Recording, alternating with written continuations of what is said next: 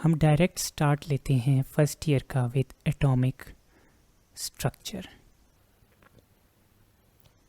Now ये बड़ा एक इंटरेस्टिंग चैप्टर है, हिस्ट्री रिलेटेड और फिज़िक्स रिलेटेड है। तो नाउ एटॉमिक स्ट्रक्चर पढ़ने से पहले मैं आपको एक ओवरव्यू दूंगा कि एटॉमिक स्ट्रक्चर में हम क्या क्या चीज़ें कवर करेंगे और कैसे कवर करेंगे। नाउ एटम का जो कॉन्सेप्ट है वो ऑलमोस्ट हमारे पास तकरीबन 371 बीसी के करीब आया। एक हमारे पास ग्रीक फिलोसोफर था जिसका नाम था डेमोक्रिटस। डेमोक्रिटस नाम के फिलोसोफर ने एक कॉन्सेप्ट दिया एटम का। उसने जहन में सोचा कि भाई ये जो एलिमेंट है या पूरी जो दुनिया है वो मिल के बनी होती है बाय स्मॉलर पार्टिकल्स, यानी ऑल मैटर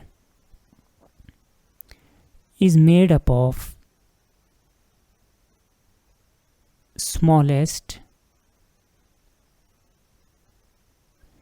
indivisible particles। तो उसने कहा कि भाई हमारे पास जितनी भी चीज़ें हैं वो इनडिविजिबल पार्टिकल से बनी हैं जो फर्दर डिवाइड नहीं हो सकते। तो ग्रीक लैंग्वेज में इनडिविजिबल का सिनोनिम था एटोमॉस। ग्रीक लैंग्वेज में इनडिविजिबल को एटोमॉस कहते हैं और डेमोक्रिटस ने उस इनडिविजिबल पार्टिकल जिससे सारा मैटर मिलके बना होता है उसको नाम दिया एटम। तो एटम का कॉन्सेप्ट डेमोक्रिटस से आया जिसने ये सोचा कि हमारे पास दुनिया में जितना भी मैटर है it is made up of smallest indivisible particles called atoms. Now ये तो था डेमोक्रिटस का कॉन्सेप्ट अबाउट एटम। नाउ अब जब हम आगे जाते गए, साइंस जब एडवांस होती गई, ऑलमोस्ट स्पेशली मैं डिस्कस करूँगा 1850 से लेके 1900 के दरमियान, इन टाइम्स के अंदर हमारे पास साइंस माइक्रोस्कोपिक वर्ड में इंटर हो गई। Science entered microscopic word at this stage. अब 1850 से 1900 के दरमियान एक्सपेरिमेंट्स हुए माइक्रोस्कोपिक लेवल पे जिनकी रिजल्ट में इलेक्ट्रॉन डिस्कवर हो गया। अब इलेक्ट्रॉन के बाद साइंटिस्ट को पता था कि इलेक्ट्रॉन के अलावा एटम में प्रोटॉन भी मौजूद होगा। तो इन पार्टिकल्स की डिस्कवरी के बाद जो डेमोक्रिटस का कॉन्सेप्ट था कि हमारे पास atom is the smallest indivisible particle, ये कॉन्सेप्ट ख़त्म हो गया। क्यों? क्योंकि एटम के अंदर और भी मज़ीद पार्टिकल्स इलेक्ट्रॉन और प्रोटॉन की सूरत में डिस्कवर हो चुके थे। तो एटम को स्मॉलेस्ट या इनडिविजिबल कहना गलत हो चुका था। तो अब साइंटिस्ट के पास क्या आया कि atom is not the smallest particle, बल्कि इसके अंदर मज़ीद स्मॉलर पार्टिकल्स हैं, इलेक्ट्रॉन, प्रोटॉन और इनकी तरह काफ़ी और पार्टिकल्स एक एटम के अंदर मौजूद हैं।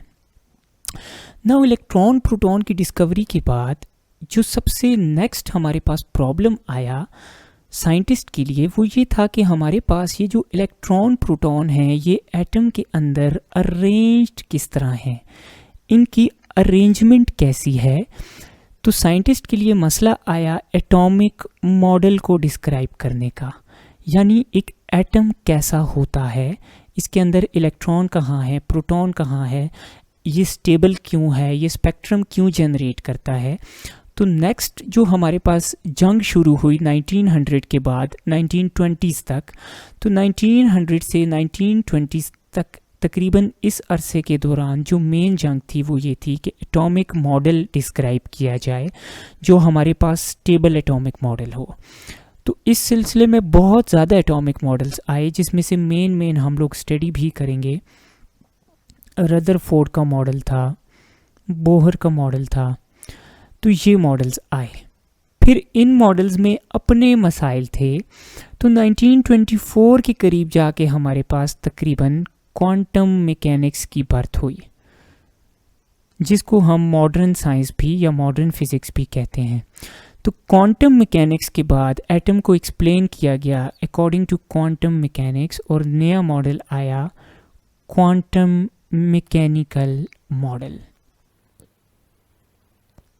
तो ये हमारे पास आ जाता है इस पूरे चैप्टर का ओवरव्यू कि एटम की डिस्कवरी कैसे हुई, देन हमारे पास इलेक्ट्रॉन, प्रोटॉन और न्यूट्रॉन कैसे डिस्कवर हुए, देन कौन कौन से एटॉमिक मॉडल्स साइंटिस्ट ने क्या किए, डिस्क्राइब किए, देन उनके अंदर क्या मसाइल थे, और फिर क्वांटम मैकेनिक्स की कैसे बर्थ हुई और क्वांटम मैकेनिकल मॉडल कैसा है और इससे कैसे हम एक एटम को डिस्क्राइब करते हैं। तो ये पूरा एक एटॉमिक स्ट्रक्चर का ओवरव्यू है जो हम इस चैप्टर में क्या करेंगे, स्टडी करेंगे।